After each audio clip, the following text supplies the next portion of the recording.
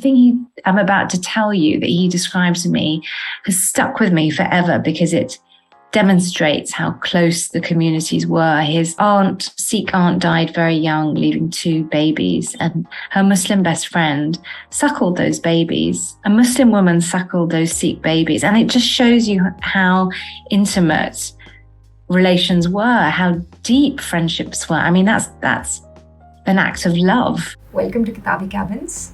This is one of our first guest episodes and I'm very excited about it. This is an episode about Partition Voices, and I had the good opportunity to sit down with Kavita Puri, who is the writer of the book. Partition Voices is actually a collection of stories about people who migrated 75 years ago across the borders of India and Pakistan. Kavita Puri sat down with the people who traveled across the borders at the time of partition. She sat down with the families, and she's brought to light such brilliant stories that will touch your heart. And I would definitely recommend you to read Partition Voices. And I hope you like the conversation that I had with her. We talked about her favorite books. We exchanged recommendations. And I also spoke to her about her conversation of writing this book down. I hope you like it.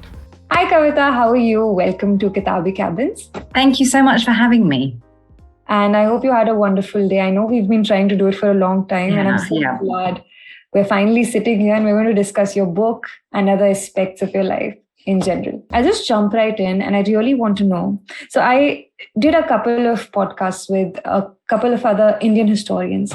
And what really fascinates me is how you take your notes. And I really wanted to understand what was the process of taking notes for you when you were writing your book.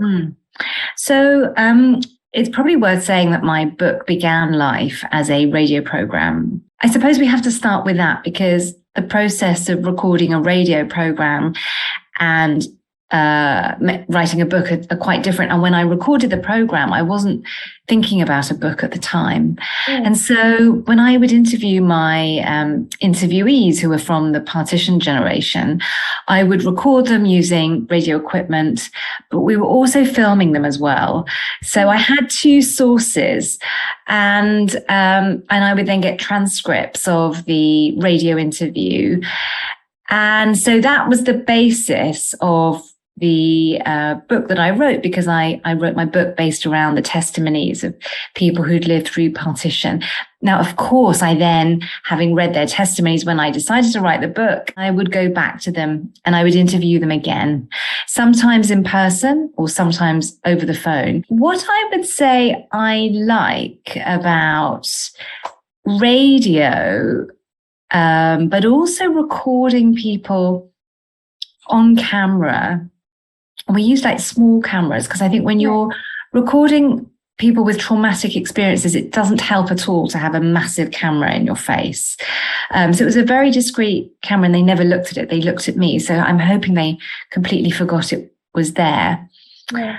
But you pick up things that I think that you might miss otherwise. And so I when I incorporated my memories of interviewing them, I would use the radio recording. I would watch them as they were speaking. And I would also then have the notes that I was taking, that I'd taken afterwards when I re-interviewed them, and as well as all my research notes. And maybe that's because I have written a book. I don't think of myself as a writer, actually. I work in radio and television. And so for me, it added a completely different dimension. One, it brought me back to being in the room when they told the interview, but also I would see their facial expressions, or I would pick up a pause, or I could see sometimes when they were drifting off because they were remembering a memory. I'm not sure if I would always have got that if I had just had that radio recording or if I was just taking notes. But as I say, this is my first book, so it was a really organic process. I did not know that it was actually taken from a radio program. This reminds me of another book, and another BBC journalist actually wrote it. It's called Dear Zari. By Zargun. Zari. Oh, she's a wonderful friend. Zari, who wrote about Afghan women. Yes, from BBC Afghan. Yeah. And I remember reading that book, and I think I was in class 12th. And I cried in my physics class because it was so beautiful and so heartwarming. Yeah. And it brings me to this question, and you were also mentioning it. We see today that radio, theater, film, TV, and all these forms of media have come together, and they're kind of taking away and they're kind of breaking a lot of myths that we've known until now.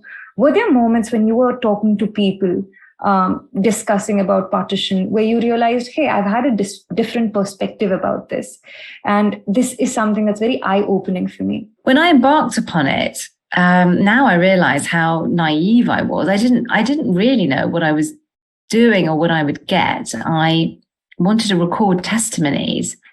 And I would say I expected to hear stories of horror, because that's what we're told, aren't we? Of the huge numbers of people who migrated, the people who were killed, the many, many women that were raped and abducted. So I knew that those were stories that I would hear and I expected to hear. But what I didn't expect was the compassion of people wanting to tell you after 70 years that, you know, their friend or a stranger who was of the other religion saved their life or saved their family's life, or how close people were. Like, there were very deep friendships. There was love between people. I mean, they had a different religion, and there were differences. People didn't intermarry, you know that, but that didn't take away a common language, common traditions.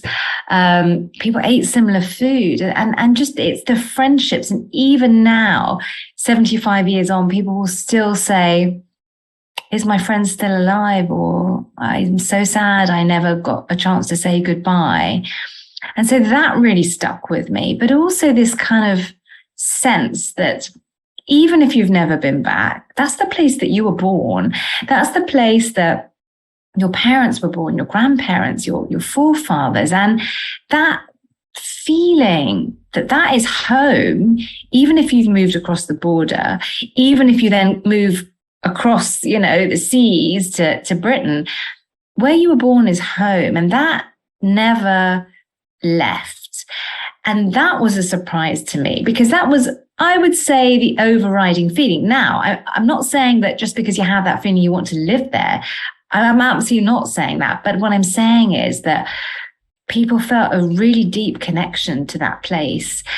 And I found that very moving, actually. And I don't always think that when we talk about partition, of course it was horrific, but there is another side too, and the stories of undivided India. And I don't feel, certainly not in Britain, and by the way, we don't talk about it much in Britain, so it doesn't really come out, but I would probably say on the Indian subcontinent too, those memories are not foregrounded as much as I think they should be. Right. When you first started transcribing your conversations with the people, what did you aim to achieve with it? Did you want to start a discussion, or was there something that you wanted to offer to people? Was the idea that partition, we think of it, if you know what it is, as something that happened long ago in a place far away, but it's not. It's all around us in Britain. And that there are many, many people living in Britain today who have a partition experience, who've never talked about it, not even to their families. And we should listen to those stories, because their stories are one of a connected history between Britain and the Indian subcontinent. And so I wanted those stories to be heard, and for people to realize it's British history too. And we should know these stories. We should know who we live side by side with.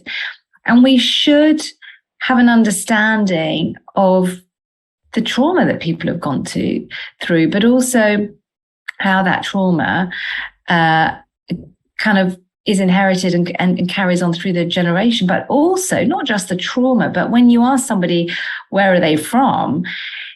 You know, if they say India or Pakistan, well, actually, maybe that's not where their family story originated. And people don't know that. And I say again, people don't even know that in families. And this is what I've discovered is people think they're from one place, but then they realize once they do a bit of probing, and I'm talking about like second, third generation, they're actually from a place on the other side of the border. So that's what I had hoped that people would think of it, would know that these stories exist in Britain. And that most South Asians actually have a direct or indirect connection to partition, but that it is British history too. It's interesting how this partition is being portrayed in a lot of current TV shows and movies. Like Miss Marvel was there recently, and we talk about a train, and we also talk about partition. When you see that happen in movies and TV shows, etc., what's your opinion of it? How do you feel about it? I think when we talk about partition, certainly from the British perspective, for a long time, it's been seen through the perspective of the Raj. It hasn't been seen through the lived experience. And I think that what I would say is younger writers are quite keen to approach it from that lived experience, and maybe from the kind of generational aspect, which is what Miss Marvel's doing, which is what Doctor Who did, which is a BBC programme, and show that long history. And it's often writers with a South Asian heritage themselves who it forms their part of their already complex identity. So I think it's only a good thing. And I think, programmes like Miss Marvel or Doctor Who, they have a huge audience. This is a story that, of course, it happened on the Indian subcontinent. It affected the Indian subcontinent. It still does, affects people in the diaspora. This is a kind of historical moment that everybody should know about. And I think it has just probed a lot of questions about that period of history, which I think is only a good thing. I recently picked up this book by Aanchal Malhotra. She's written this book called Remnants of a Separation. And I know we've been taught about partition in our history classes as well, but we've always looked at it from a third person's perspective because we never really had to go through it. We never really heard stories. And when I read Aanchal's book, all of a sudden it was something that was emotional because we were kind of relating to it. I was relating my family's experience with it, my grandparents' experiences. And then coincidentally, your book was the one that I picked up next. And what I've realized is that certain books, especially like yours, have made us find ourselves in the pages. Like we've kind of learned to look at partition in a way that is no longer academic. We are relating to the experiences that are happening. And I just wanted to congratulate and thank you for that. But I was also so I was telling you I was traveling today and I was in Shimla and I went to this place called Indian Institute of Advanced Studies. And that's where the first, I think, decision to divide India happened. But yes, I was there today and there was this tour guide who was trying to explain to an English family why partition really bothers us even today. They did not understand the importance of it. And then he eventually had to tell them, imagine two brothers and they're separated. Have you ever faced that when you have had to explain partition, why it means so much to us? The knowledge of partition in Britain it's just not widely known. And it's not even widely known in South Asian families because we haven't for a long time talked about it. And so I remember when I came to JLF and it was just amazing to do, to talk about partition and not have to spend the first 10 minutes actually explaining what partition is, because of course everybody knows it, right? And I think that it is such an emotional thing, partition. Sometimes it's hard to even put into words. And of course it means something different to everybody, but it is something very, very deep. And I think that, honestly, I think we're only beginning to come to terms with it. Yeah. Not the generation who lived through it because they know what it is. And I think they've tried to suppress it for a long time. But I think the subsequent generations are only just coming to terms with it. I mean, they only really learned about it a couple of years ago. I mean, some people in some families did. And so I think that before we try and explain to others what this is and what it feels like, we have to work out what it means to us. And I think that we're still doing that, certainly in Britain. And for a lot of people that I know who get in touch with me, they're just at the very beginning of their journey. They're just trying to work out what even their story is, because either grandparents have passed away or they won't talk. And it's not a straightforward process for them. Do you ever find the longing for home in such people? who are looking for answers. And who are trying to... Hugely. And I mean, Anshul is a great friend. And, we talk about this all the time, as with Anam as well. We all, I'm in Britain and Anam does Bangladesh and Pakistan, and, Anshul does all those areas. But it's the same. It is the same. I mean, some people are obviously more interested than others. But I think that there is an interest and there is a connection. Perhaps there is a longing, and it manifests in different ways. Some people want to go back. So, I've met people who are doing DNA tests to find out, because they won't hear it from their family, where they're from. And so, yeah, and I, like Anshul, I've met people who keep pebbles from where they are, or soil, and, it is meaningful to them 3 generations on. That is their tie to a land that just doesn't exist for them anymore.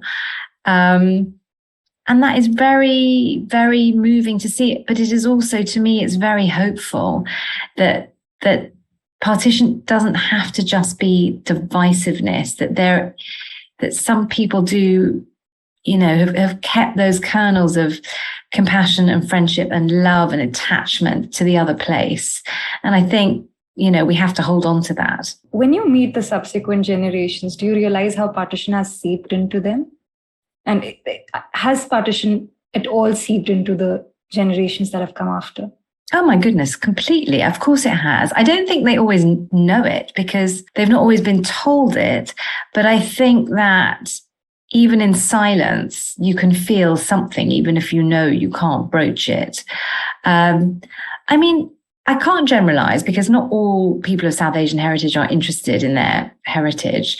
But the people who approach me, and they are obviously people who are interested because they want to know how to go about it, it hugely affects them. Because I think when you're part of the diaspora, your identity is already quite complex. Sure. And so you're quite used to saying, I'm British, I'm South Asian, I'm Punjabi, Gujarati, Sylheti, I'm from Yorkshire, you can say you're many, many things. And so if you also say I'm from India, but actually my family story began in Pakistan or vice versa, or Bangladesh, that's not a big deal. That maybe it's a bigger deal on the Indian subcontinent, but it's not so much for us, I would say. And so I think we can take on that complexity. And, you could say the same for people who migrated as well.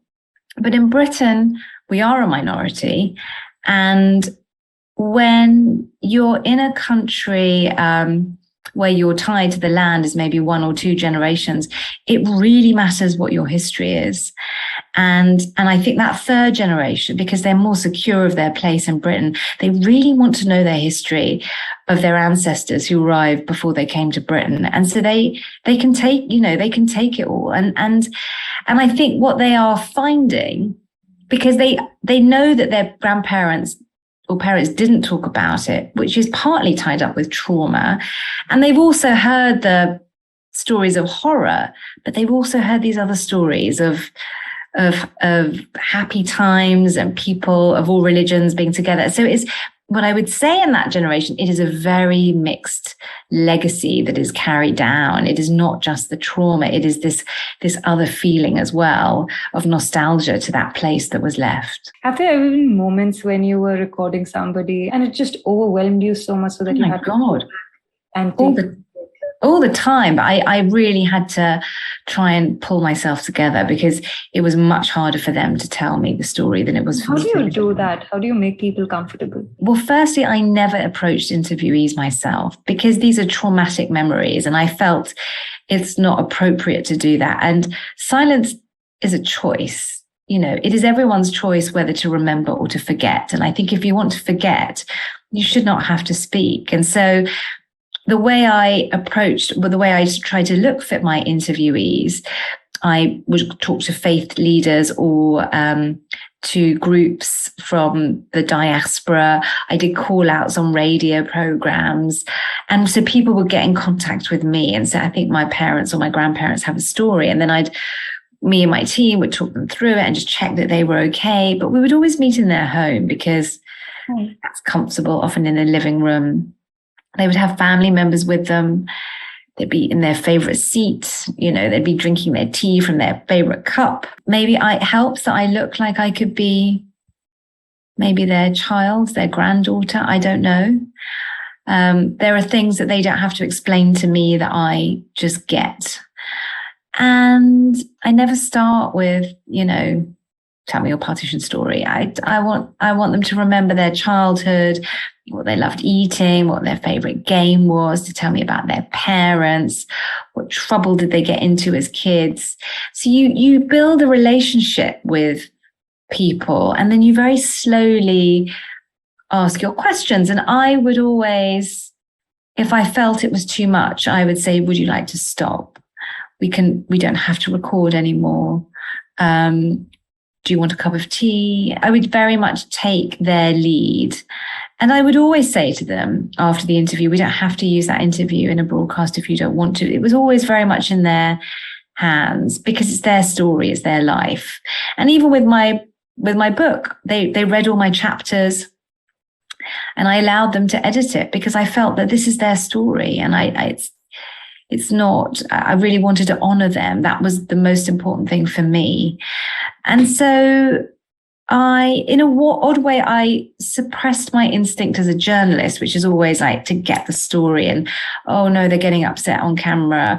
I actually didn't want that. I didn't want to make them upset. I didn't want them to be re-traumatized by their experience. And I would always say, if you don't want to do that, that's absolutely fine. If you don't want me to record, you don't want me to broadcast. And they would say, I want you to record it.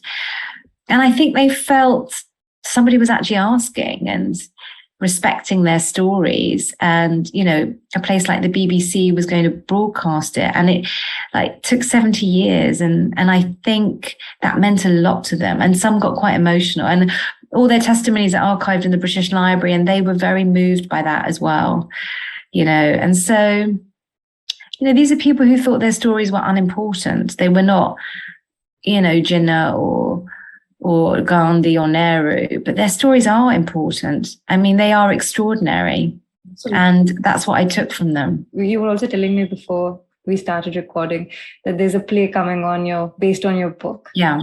How is it going to look? So the play is going to be put on at the Donmar Warehouse which is just off the West End. And we're working together, but there's a group of 4 writers. It's a kind of celebrating our shared history. So we have an English writer, we have a writer, British South Asian, Muslim, Sikh, and Hindu heritage.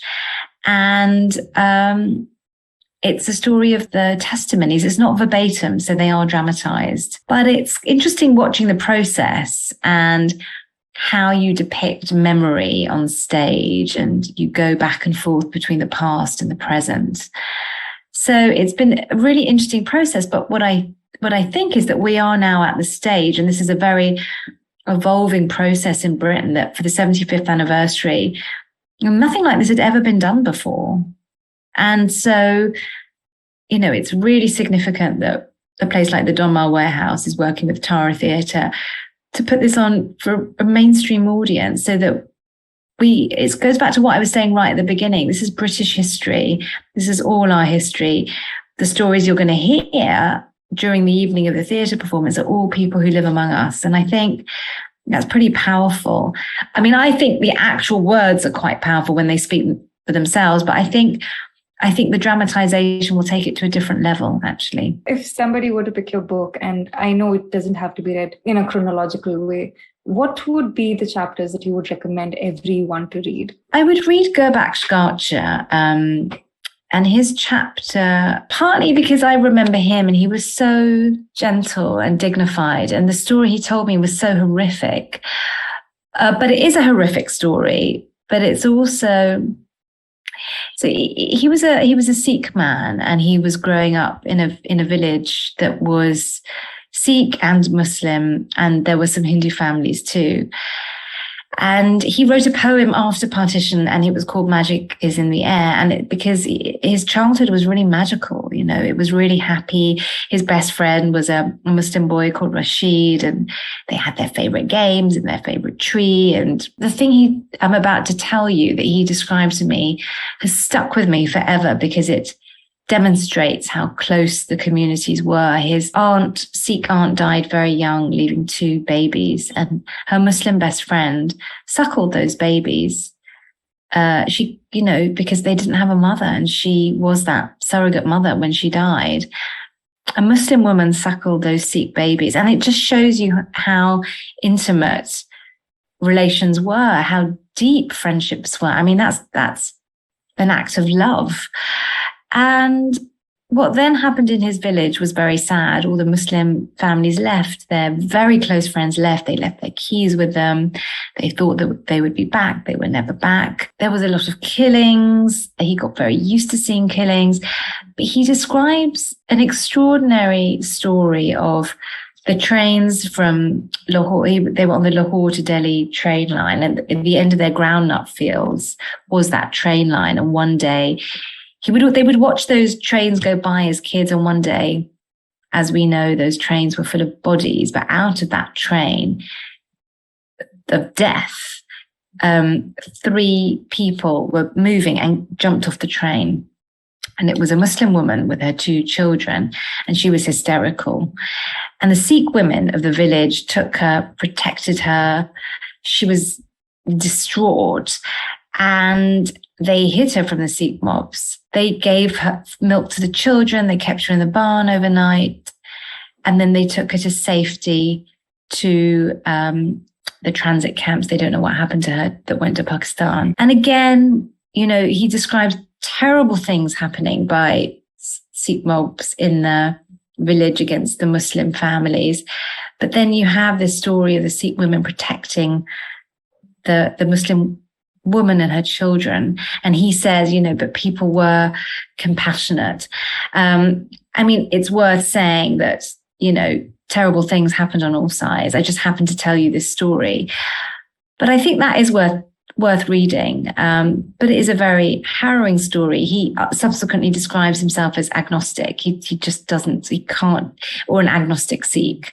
And he says it takes very little for humans to turn into beasts. And I suppose that was his warning, which is that, cherish the fabric, the closeness of the fabric of society, because it takes very little to unpick it. He could never have imagined it, but it happened. He was 12 years old, and he never really, I think, recovered from it, though he never told his family very much about that time. What are the other books that you would like to recommend to people who want to explore this topic of partition? I think that what I would say is, and it's something you said earlier, which I think is wonderful, is there is a whole generation now of writers, and we're all quite closely in touch with each other, who are recording testimonies of the generation. We don't have them for much longer. And they are also recording the subsequent generation. And I think that is what is really significant in the 75th anniversary, is we are recognizing now this inherited trauma, or whatever it is. We are investigating what it is that is passed on. And it is both, as I said, trauma and nostalgia. And I think Anchal's book, which is on my bookshelf, In the Language of Remembering, is a really excellent place to start, as well as her Remnants of Separation, which looks at objects that people carried during the migration at the time or went back to retrieve. And she uses that literally as vessels to get to a partition story. But I think that if that first book, Remnants, was about the partition generation, the second book is about what is carried on. And it is a hugely complex book, but it is also quite a gentle book as well in many ways. And I think that the way that she's separated the different chapters is very clever. And I think that ultimately for me, that is a book of hope, and to challenge perhaps narratives that are more state-driven, that try and give the impression that one side was a victim. Everyone was a victim. And I think that is the beginning of our understanding that we have a collective loss on the Indian subcontinent, but also it's carried in the diaspora as well. So I think those twin books, and then Anam Zakaria's book, Footprints of 1971, but her books too are, again, talking particularly about the Pakistani and Bangladeshi experience. Of course, you know, the Bangladeshi, for them, their partition experience was predominantly 1971 rather than 1947. And so I would hugely recommend those. But of course, if you're interested in oral history, then Uvashri Bhattalia's book, The Other Side of Silence, is such a kind of seminal work. Ritu Menon's book as well. You know, these are the story of the Indian subcontinent. These are books that should be read by every generation. So I think those are pretty good places to start. And I think if for the kind of younger generation, certainly Anshal's and Anam's book, they feel really pertinent and relevant to their lives. It doesn't feel like a kind of a piece of history that feels disconnected. I also wanted to know, like, when we study a subject like partition, which is so emotional, and did it harden you in any way? No, I would say quite the opposite. I never wanted to be hardened. And so I think, if anything, I think I felt the stories more. I find them, I mean, people often want to share their partition stories with me, and I find that quite hard because these are such heavy stories. I think it took me a while to recover from doing all these testimonies and writing the book. I think, and I know it's something that my fellow oral historians feel as well. I think, if anything, it kind of makes you quite heavy because you know what human beings can do to one another. And how do you recover from conversations like these? Because if you carry them home, they can have a long-lasting impact on your mental health. Yeah. I don't think you ever recover from them. I mean, I don't know how you can. You just can't. I mean, you can't hear that. You can't be in the room. I mean, I think you have to step away. And I've kind of said, you know, after the 75th anniversary and, you know, the following year, I think I need to do something else. You know, you need to step away, I think. And what do you plan on in order to step away? I think I need to plan on writing something a little less heavy, that's for sure. And are there any inspirations that you have? Me? Yes, in order to write a book that's something that's not that heavy. In order to write a book that's not heavy, I have many inspirations, but I haven't kind of worked out what that thing is. I've got a couple of other things that I'm thinking about, but I do like, as a medium, the idea of centering oral histories in telling stories, and especially when you're talking about social histories. And I think that as a genre that is developing, and that is something that I would like to work more on, I think, but maybe less traumatic oral histories. Have you also noticed a difference when it comes to difference in perspective of people when you talk about partition, especially when you talk to a certain generation? I think that it's important to say that every single perspective is unique. Every experience is unique, and there is no definitive account of partition. But I think what I can say, having done so many interviews now, is that it goes back to what I was saying again about the mixed legacy, that two things can exist at the same time, that you can experience trauma and continue to feel fear and maybe pass down stories of, you know, hardness of the other religion, but you can also feel sadness that you left your place, that you feel loss for the place that was your land for many generations. You can feel a deep connection to the place, but also the people of other religions.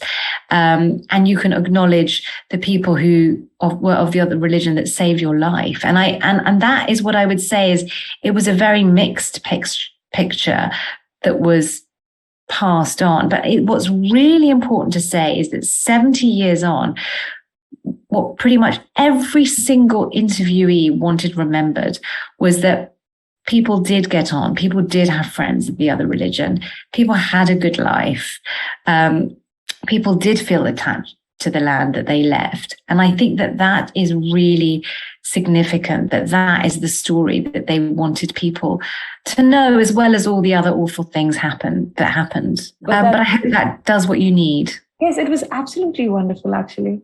And I really hope, like, if we have a conversation around partition or something that interests you, we can have you again on the channel. Oh, wonderful. Thank you. Thank you.